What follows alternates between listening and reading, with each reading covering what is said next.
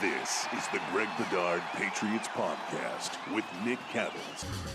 He's Greg, I'm Nick Cattles. This is the Greg Bedard Patriots Podcast with, yes, Nick Cattles, brought to you by our friends at Athletic Greens, your one-stop shopping for 75 high-quality vitamins to help you start your day right. Of course, Greg, we have to get into the game against the Ravens, but first, the biggest story of the weekend, the biggest story of the week, that is Mac Jones's injury. It is a severe high ankle sprain, and apparently Jay Stu at Felgren Maz, he's hearing that the team and the player are kind of different opinions on how to handle this and move forward. I know Mike Giardi tweeted out this morning that Mac is going to get a second opinion. Your thoughts on all of this? Yeah, I mean, it's a lot. I think it's an ongoing situation. I think that what Mac had was a very severe injury. In a lot of ways, not having a fracture there, it can often be worse. It looked like, to me, to a layman and, who's had some pretty severe ankle injuries in basketball in my career, it looked pretty bad. That he probably tore some ligaments and tendons pretty good. And look, he's a young kid who's going to have decisions to make. And I think if he would go in for surgery right now, I think we're looking at anywhere probably 2 to 4 weeks. In terms of that, there's different procedures. I'm sure you can listen to people. There's this tightrope procedure, which started at Alabama with Tua and Jalen Hurts, where they go in and they actually drill into the bone and basically put zip ties in there. It doesn't always pay off in the long run. There's a lot of pluses and minuses to it. If you're Mac Jones and you're thinking about somebody going into your leg and drilling holes into it, is that something that you really want? Is coming back for, say, 4 games earlier, then I think if he didn't get surgery, I think we're looking at a 6 to 8 week time frame. Is that really worth it for you at this stage in your career? And I also think we need to talk about, Nick, that I think that you have to look at the whole offseason in context for Mac Jones and what he's thinking right now, right. Because, and you also have to look at some of the Patriots history, whether it's Rob Gronkowski with his elbow and all the injuries that he had. And, some of Tom Brady's decisions to get, do surgeries with his own guy, Neil Attershey out in California instead of the Patriots guys. There have been guys who have made, I think Edelman did the same thing. There have been a lot of guys who have made decisions for themselves that look, it's not unique to the Patriots. I'm not trying to say that. There's a lot of distrust with players, with team medical personnel, because who are they looking out for? Are they looking out for the team or the player? And again, this isn't about the Patriots. This is about the NFL in general. But I do think in terms of Mac Jones, say you're Mac Jones, and you look at the team and you say, all right, are they doing what's in the best interest for me? Have they done that in terms of the coaching around me, the personnel? I think things hit ahead this weekend with the 2 picks. The third one, of course, there was a desperation play, but the 2 picks, I think that, and I'm sure we'll get into the plays themselves, but if you're Mac Jones, that adds to the level of distrust with what's going on around you. And now, you taking if you're looking at, all right, so Josh McDaniels leaves, you give me Matt Patricia and Bill Belichick. You're not playing Kendrick Bourne. You're playing little Jordan Humphrey. I don't like the play calling. I don't like the game planning. I don't like, what Devontae Parker did in the end zone. And now, after all that, I'm supposed to trust you on making the best medical decisions for me. Hang on a second. I think I'm going to go get a second, maybe a third opinion so I can be more informed, because you know what? I don't think listening to you guys and trusting you guys is actually working out for me. So I'm going to look out for myself. And I think that's where Mac Jones is at this point. This is why building a relationship and a partnership with a young quarterback is the most critical thing you have to do in the NFL. And we can sit back and we can look at the last few months, and you and I, this is not hindsight 2020. You and I talked about this plenty of times in the offseason, Greg, the idea of, are you setting up Mac Jones to succeed or fail? And when you look across the NFL, it's fascinating to see how different regimes and different franchises handle their young quarterbacks. You look at Jacksonville, Trevor Lawrence playing much better this year, right? Better coaching staff around him than last year, some better talent around him. Doug Peterson, who is an experienced offensive play caller, who's being involved with the offense and being the guy calling the shots there down in Jacksonville now after Urban Meyer's disaster. And Jacksonville looks like they've taken a step forward, and Trevor Lawrence is playing much better football. You look at Justin Fields, some questions about his progression. He's going through his second coach already, his second play caller already. The fact that Chicago is running the football a ton and not necessarily putting much in the hands of Justin Fields, and he's not playing that well.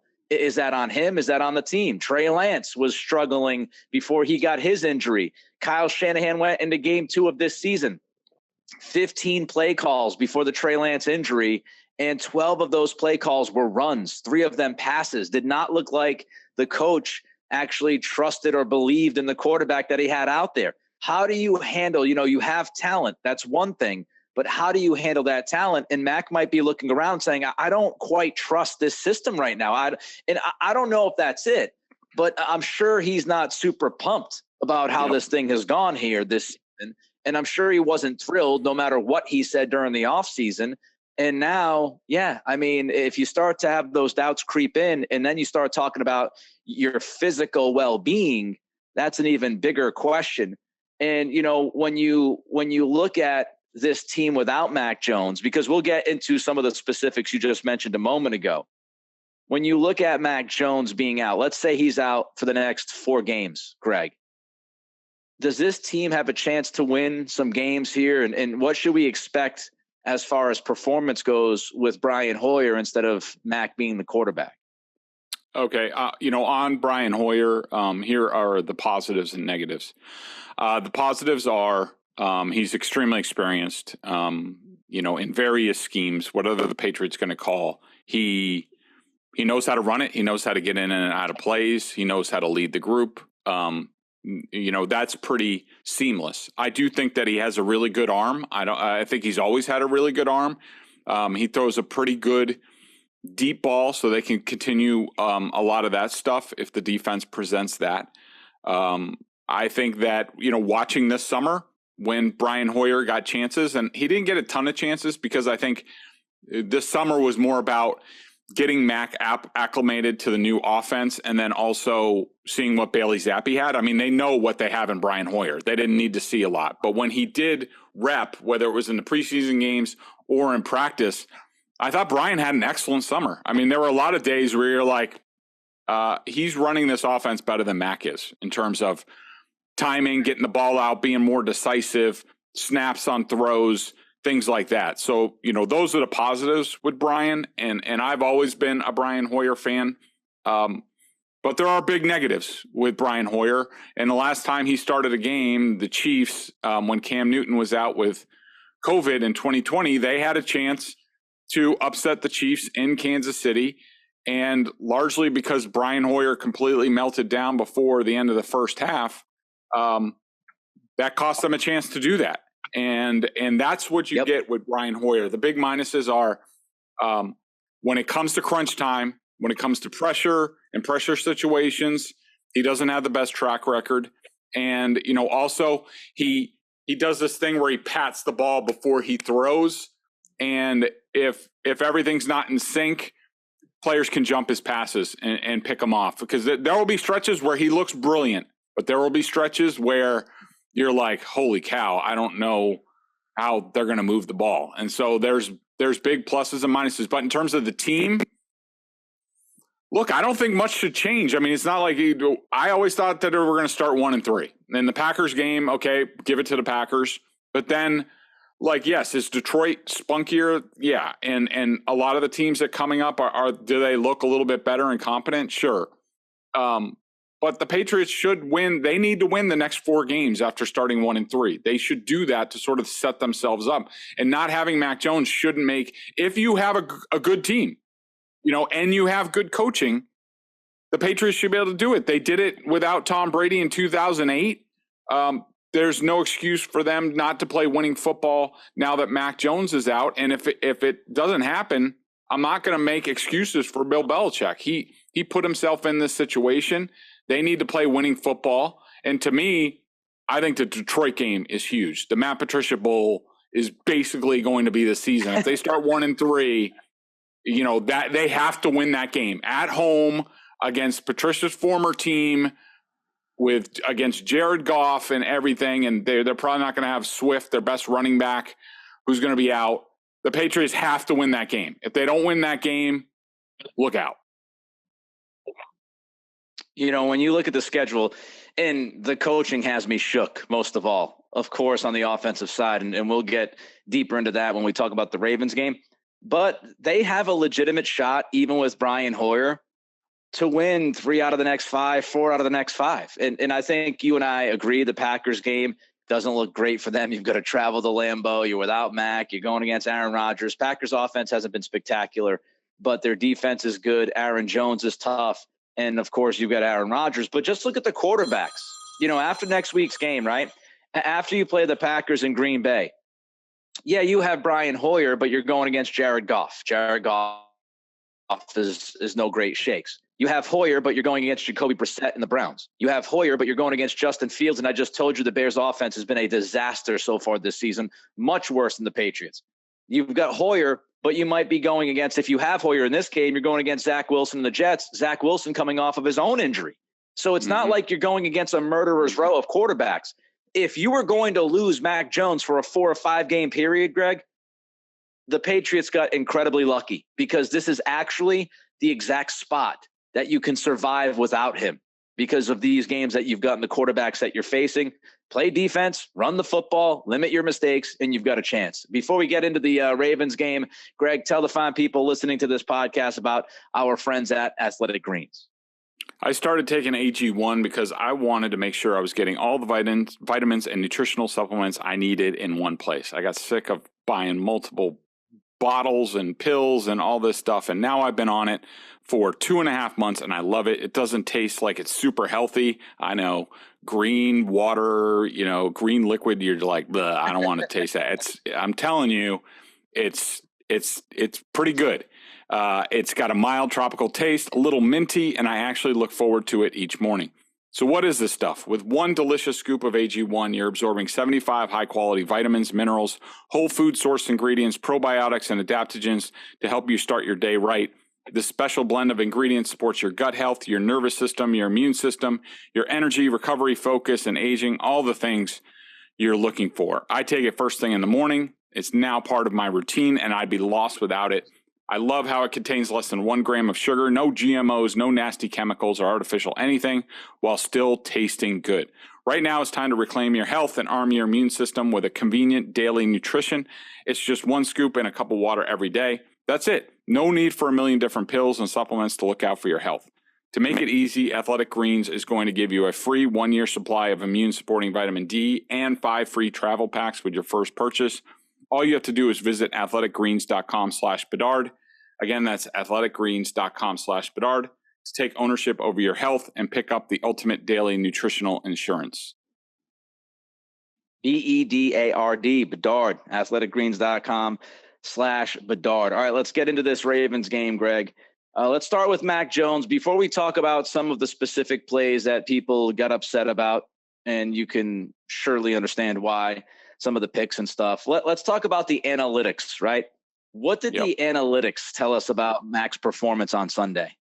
Yeah, so, before we get into the analytics, I just want to say that for about 2.5, almost 3 quarters on Sunday, when I go through my game film review and I look down pluses and minuses, I thought Mac was having a sensational game. Now down the stretch, there were some problematic plays. He also pulled some plays out of his rear end to bail out the coaching. But I thought Mac was sensational. And what's interesting is that the next gen stats sort of back that up, that in this game, based on their stats and their tracking and, however they do it in terms of separation and our guys open and stuff, Mac Jones's expected completion percentage in this game was only 58.5%. That's the second lowest in his career. So basically, what they're saying is there wasn't much schemed open for Mac Jones in this game, that there was a lot of tight coverage. It was a tough situation for him to throw. His real completion percentage was over 10 points higher than that, which just tells you how good he was playing. I mean, that was the third best mark of his career, and that's a week after he had the third worst performance of his career in terms of completion percentage over expected. So to me, that was a real good sign. It backed up what I was seeing on film. I thought Mac was really good. And then you can get into, the interceptions. I thought that, look, at the end of the day, is the quarterback responsible for taking care of the ball? Yes. And did I give him minus plays for the first interception? I split the second one between Davante. But just for a quick second, I just want to talk about the two plays. So, and why I don't completely blame Mac Jones. So the first play, if you guys remember, they run play action for one of the first times. They don't do it all that often anymore. And so they ran play action. Mac turned around, thought he had Devontae Parker wide open. He didn't see the linebacker, probably behind the line, and the linebacker came in and picked it off. Now, here's why I don't completely blame Mac Jones. When you call play action, it's the play caller, offensive coordinator's duty to make it as effective as possible. And you do that by setting it up earlier in the game. Basically, what you do is you run the same play, but on a handoff. And hopefully it's an effective handoff. And so basically what you're trying to do, you're trying to get the linebackers who are seeing this play. So the first time they're like, oh man, I was too late to the hole getting there for the run. Next time I see this, I'm going to be quicker. So you dress it up the same way, same personnel, same formation, same run action in terms of how you're handing the ball off. So the Patriots on the interception play, they ran Kyle Shanahan's staple: stretch, play action, boot, throw. They had been working on it all summer. We had never seen it before in a game. And they never ran a stretch running play earlier in the game. They ran one wide zone play. It was to the other side. It was different personnel. It wasn't the same look. So predictably, when the Patriots go through the play fake on the interception, the linebackers don't even go towards the line of scrimmage. They go to their drop even before Mac Jones is done with his play action. And so to me, that's a coaching fail. You did not set up the player. You did not set up that play to help the player, and you need to do that. It's a deceptive play. There was no deception the way the Patriots ran through that play. And on the Devontae Parker play, I think that it was quite evident. If you're watching on TV, you saw Mac Jones. They showed you after the play.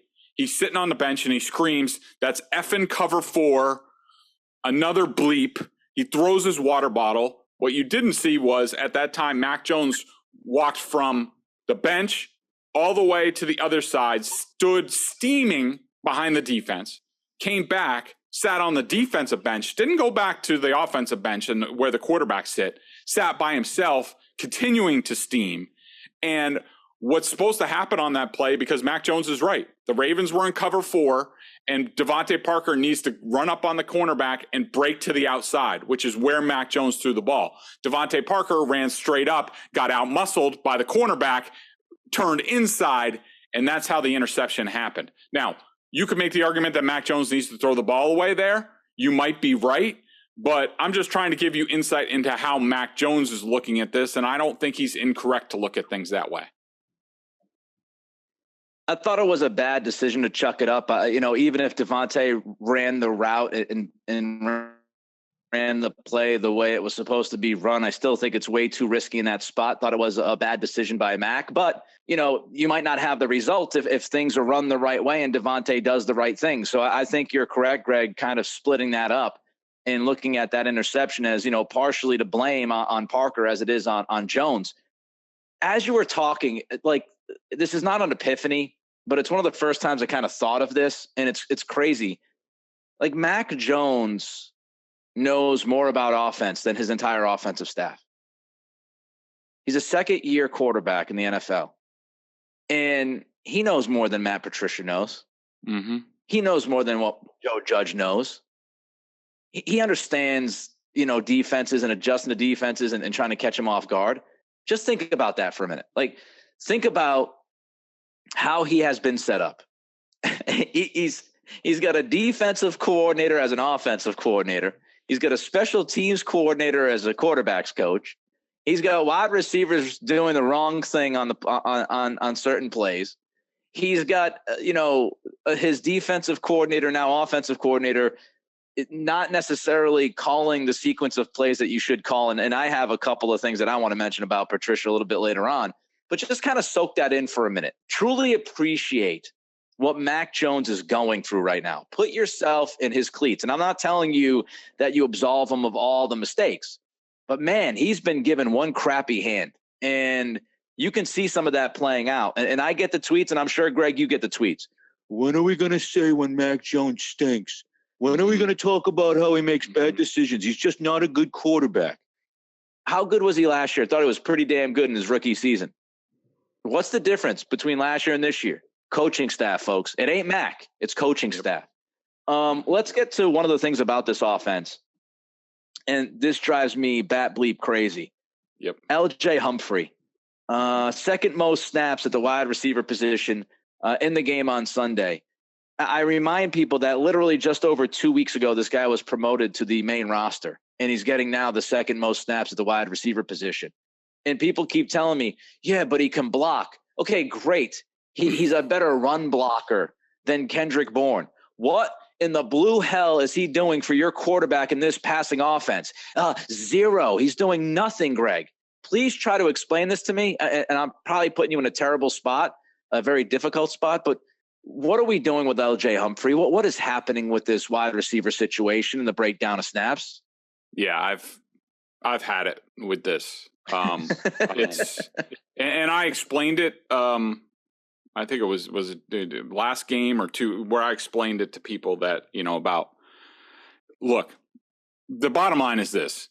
This is what you get when you have defensive coaches coaching offense. These are the same guys that try to sell you that Jelani Tavai is a good football player, and because he gets a couple of unblocked pressures, like that justifies their decision. Just think of all the middling defensive players that have played some sort of specific role here that people get all worked up about.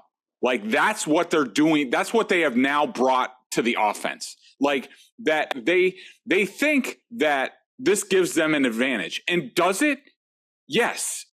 But they're winning battles, but they're losing the war, and they have no idea what's going on. They have completely lost sight of the big picture. They think this is 1995 and that a lot of people are running the ball, and it's going to be a lot of games in the teens and the 20s where you're going up against Lamar Jackson. Like, what good does it have having a wide receiver who blocks really well? Like, what are we doing here? And they have completely lost the big picture where, every other team is trying to figure out how to stuff the playing field for their quarterback with playmakers. And the Patriots are putting a blocking wide receiver on the field for like 85% of the snaps. It's ridiculous. And if you think this is the way that you need to win games, like, you're going to lose more than you win. And here's the other thing that drives me crazy. And this is what these coaches believe this stuff. They believe that their decisions are what wins and loses games for the Patriots. And I'll just give you a couple examples. Matt Patricia goes to Detroit, and in his first team meeting, he tells the team basically, you guys suck, and you MFers you don't know what you're doing. I've won 6 Super Bowl titles. I'm going to show you how things are done.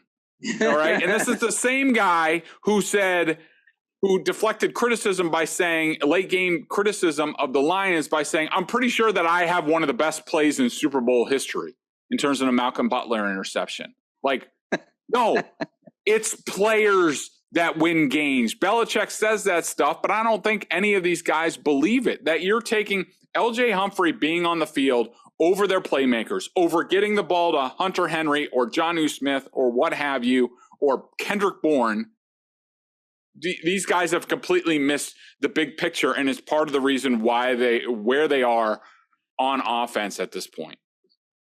If you're going to use a big blocking wide receiver because you want your wide receiver to run block, why don't you just go to 2 tight ends and run a 2 tight end offense and utilize your bigger guys? It's so frustrating to watch some of this stuff. What drove me crazy on Sunday, because people will look at that and say, oh, the offense was more productive and they scored more points. And you and I have been pretty dead on so far the first 3 games as far as how they were going to be played, what was going to happen. And we said it last week. The Ravens are going to win because they have the more explosive offense. They have the more explosive quarterback, the Lamar Jackson difference. And that's going to be the end all be all. And in the second half, they couldn't stop Lamar Jackson from running with the football, which is priority number 1 when you play against Lamar freaking Jackson. You also don't blitz as many times as they blitzed. When I said on the podcast last week, hey, guess what? Lamar Jackson absolutely roasts blitzes. And I saw a statistic from ESPN Stats and Info. Lamar Jackson was 9 of 10 on Sunday against the blitz with 4 of his touchdowns. Like this is stuff that you can find out just being on Twitter, for the love of God. The thing about Matt Patricia that drove me nuts, Greg, the most on Sunday, and I want your thoughts on some of this stuff, the play calls, the situational play calls. The 3rd and 9, you're going to run the football, get 6 yards. I'm fine with that if you're going to run a play on 4th, which they did. Hated the play call on 4th and 3. Hated the play call later on in the game, 4th and inches. Out of a timeout, by the way. You took a timeout, went to the sidelines, came back, trash play that didn't work. Didn't have a chance in hell to work. And then you had the 2-point attempt, which I thought was one of the most hilarious play calls I've ever seen in my life, to Ramondre Stevenson. The situational play calls and Matt Patricia dry humping throws in the flat is driving me insane. If I see another pass behind the line of scrimmage to a running back, or another pass in the red area in the flat to a running back, when you have Hunter Henry and Jonnu Smith, I'm going to throw my remote control through the television screen. And I bought a pretty expensive TV when I moved out here to Sacramento. That's the stuff that's driving me nuts, man. And I know you can't explain it as far as why they do it, because there's no explanation. But do you agree with me? Your thoughts on some of these situational play calls and these throws in the flat? Yeah, I think that I do see on film like what Matt Patricia is going for on these, but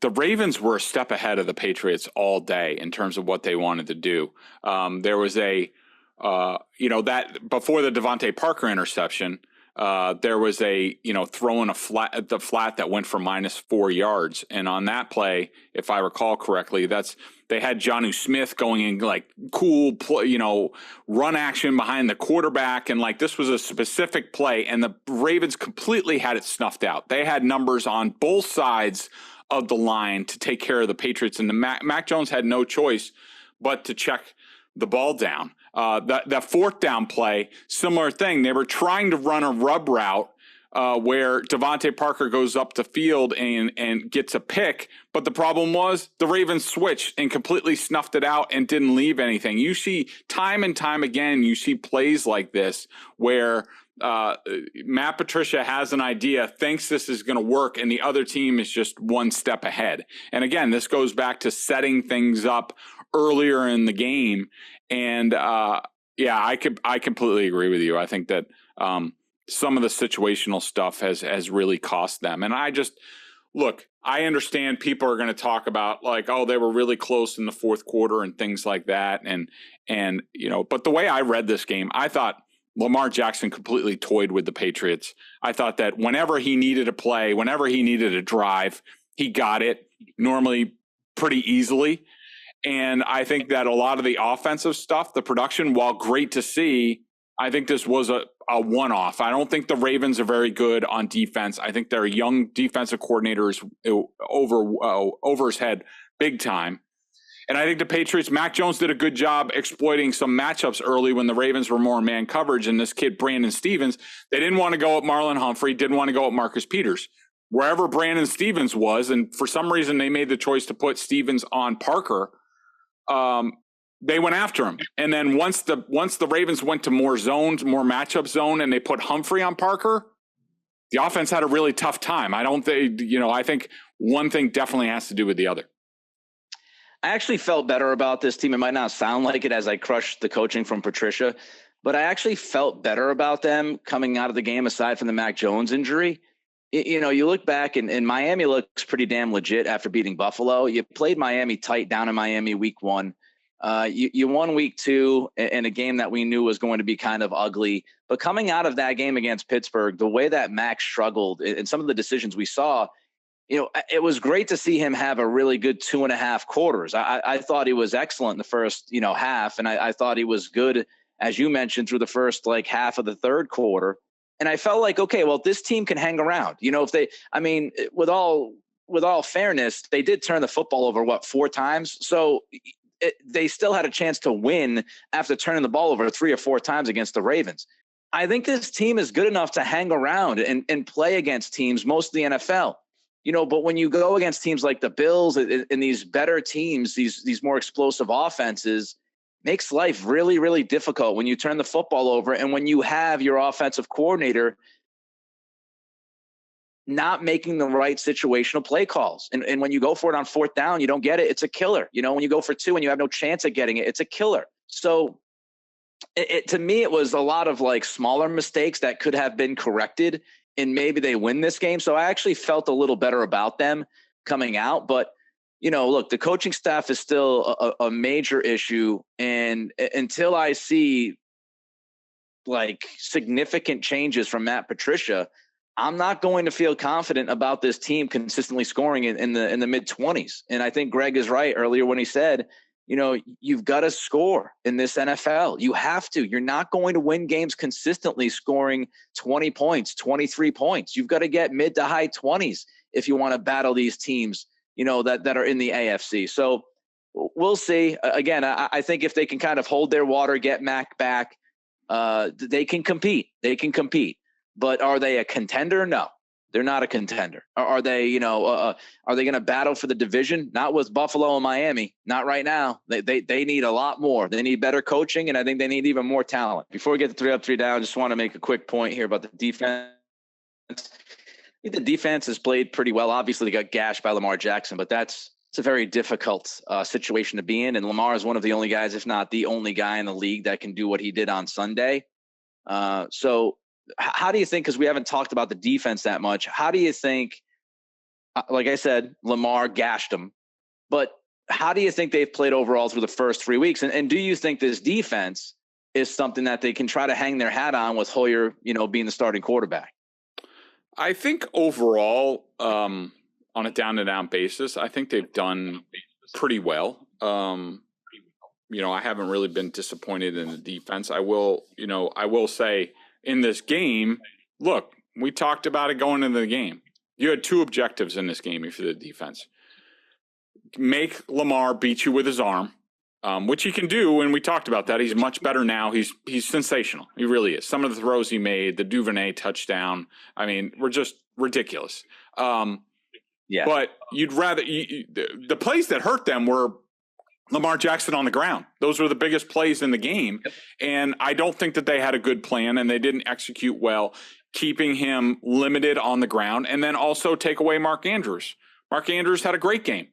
And so it's disappointing that they weren't able to do those 2 things. And I do think, we need to bring up real quick, because I got to get rolling here pretty soon to go to Felger and Maz. But I think that, I watched Bill Belichick this entire game. All he did was coach offense in this game. Not once did he go over and talk with Steve Belichick and Gerard Mayo, or go to the defensive players and say, all right, remember, how many times we saw on film, there's Bill with the defense basically saying all you need to do is this, and, we win the game. There was none of that. He's too invested. He's too invested on the offensive side. They need too much help. And I do think not having Bill available to them as much as they normally do, I think cost them and probably was responsible for, the Ravens gashing them at times. I think Kyle Duggar could have helped them too on Jackson. He, his athleticism, his ability to downhill tackle. We mentioned that before the game last week, and also his ability to maybe, mess with Mark Andrews a little bit. I think Duggar would have helped them a little. I don't think it would have been, the difference in the game, but I do think he would have helped them a decent amount. 3 up, 3 down quickly before you get to Tony and Mike have to drive out to those guys. That should be fun for you. Let's start with 3 up, Greg. My 3 up, Ramondre Stevenson. I thought he was sensational, and I think he needs more touches. Good, especially get him the football more, especially in the red zone. Can you just line up and go under center and just try to blast people instead of throwing these stupid flat passes? Stop throwing to the running backs in the flats. Let them do what they do well. I thought Matthew Judon was tremendous.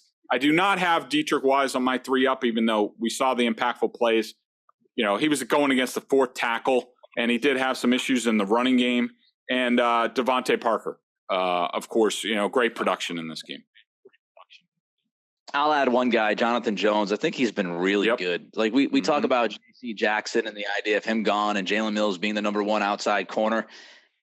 Belichick had something up the sleeve with Jonathan Jones of pushing him to the outside. And I'd be very interested to see if Marcus Jones can push Miles Bryant. And if you get him out there with his athleticism, this secondary could be pretty athletic and pretty good in the second half of the season. 3 down, Greg. Mac Wilson. I thought he was not good in this game. I thought he had issues in the running game. He was running all over the place. Yeah, he didn't know where he was going. He was late. He was probably, if you're looking for one guy most responsible for Lamar Jackson going off, it would be Mac Wilson. Cole Strange had a tough game in this one. He's not horrible or anything. I'm certainly not saying, he's over his head. And no, he's fine. He's where he should be at a rookie. But this is the type of game against a big defensive line, Calais Campbell, Michael Pierce, all the guys that they have there and some of the blitzes they bring up. You knew this was going to be a challenge. He led the team. He gave up 4.5 pressures, had some tough plays in the run game. He's had 2 rough games in a row. I'm not overly alarmed. And the third one is Jalen Mills. I don't think he has been good. I think some of his technique has been very questionable. And thank God, as you're right, Jonathan Jones has stepped up. Jonathan Jones is one of my favorite guys to watch on film now. And I think he's been sensational so far. Never been a Mills guy. Continue to not be a Mills guy. I'll throw Nelson Aguilar in there. Don't fumble the damn football. I mean, that play was a backbreaker. You got to hold on to the ball, Nelson. Let's get to the BSJ member question of the day. $39.99 on the annual plan. Get all of the latest in Boston sports. Get the coaches film from Greg as he breaks that down. Also chats. What's the member question of the day, Greg? Nobody is specific, but I am getting questions about what's going on with Christian Barmore. I did think Barmore had a good game, but I just wanted to point out to people real quick that he's getting double teamed a lot more this year. He's getting a lot more attention. Last year, he snuck up on people. I think people realize how good he is. And he has not been bad. He's been quiet. But, yeah, I mean, if this defense is going to be anything, if they're going to be dominating and help win some games for this team, Barmore's got to be more dominating, and he has yet to be so far 3 games in. I would agree with that. He's Greg. I'm Nick. Greg Bedard Patriots Podcast. Nick Cattles brought to you by Athletic Greens. Back later this week to preview Packers Patriots. Till then, be good, be safe, and be healthy.